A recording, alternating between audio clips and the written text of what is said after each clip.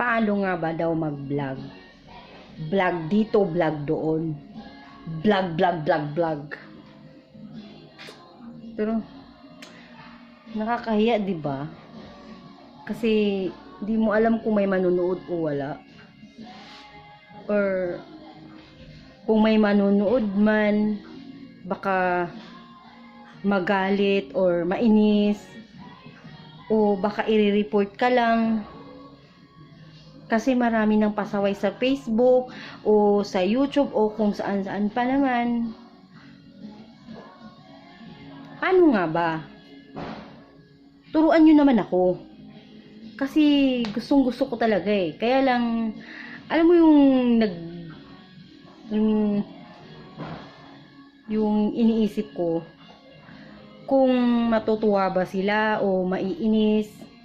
Kasi dalawa lang, may mga side effect or ano yung side effect? Side effect.